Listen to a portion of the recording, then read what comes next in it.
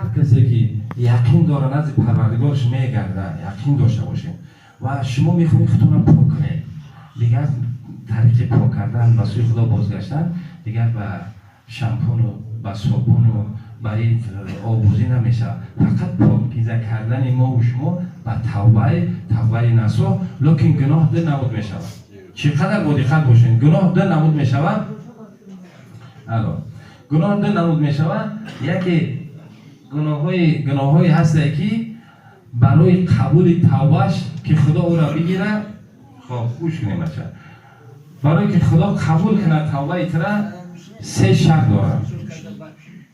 کسی میخواد که خودش پاک کنه، پاکیزه کنه، توبهش بخواد که توبه نصوح باشه، خدا از اون گناهاش اگر نپرسه، گناهی هسته 3 شرط داره. همین 3 شرط بجا اومد تا بودم که تره خدا توبه قبول کرده. توبه هسته که گناهی هسته که خب چند شرط داره؟ 4 تا. یک شرط دیگه زیادی داره و اون خاطر گناه در دنیا دل نمود میشه.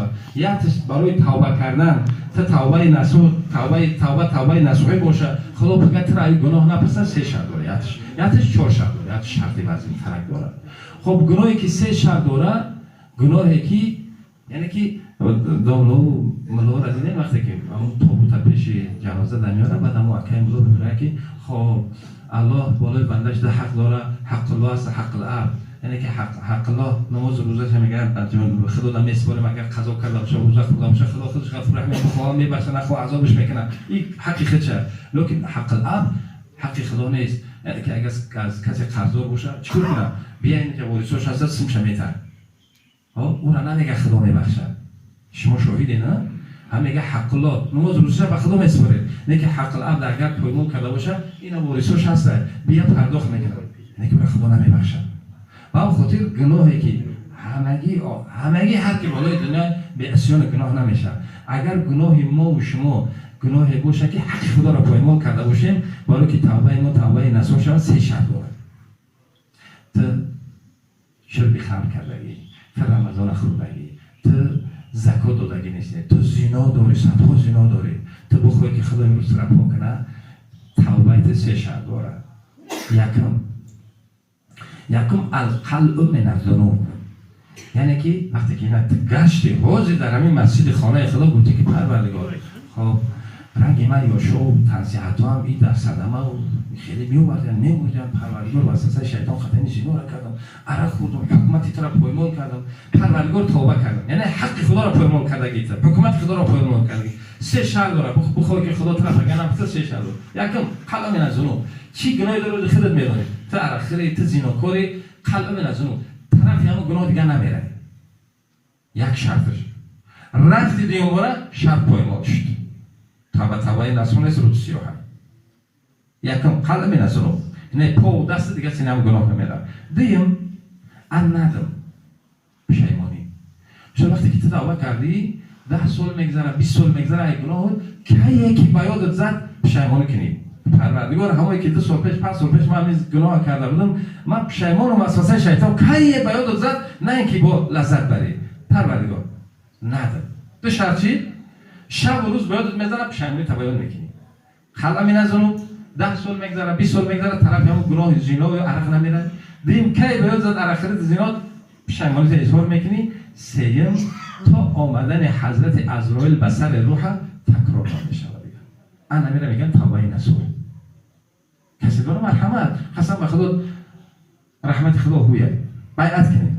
اگر گناه یکم بود که بین بنده و بین کی بود؟ گناهی هست که بین بنده و بنده هست.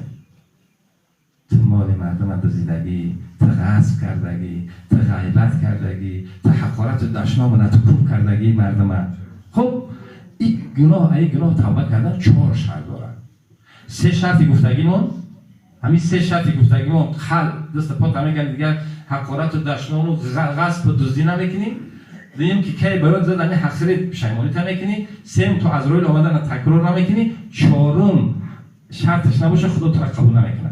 4مش میره خودش نیست از بچه‌ش، مالی که من غصب کردم، یک مرخ تا یک مالوک تا یک گوت دست کردم، مبلغ شما که من راه ندارم، این گناهی است خدا نمیبخشه.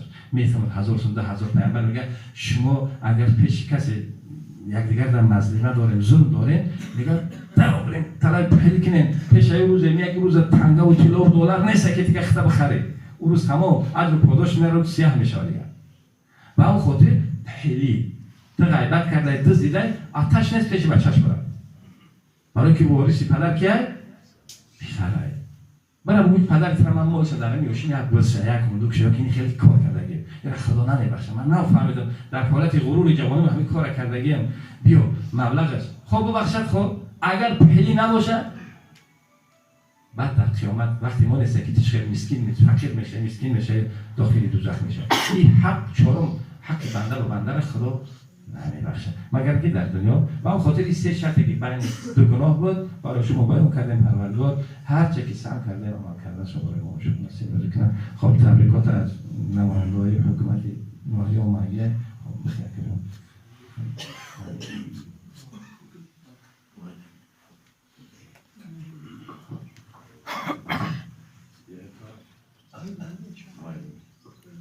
سلام علیکم نمازگزاران محترم.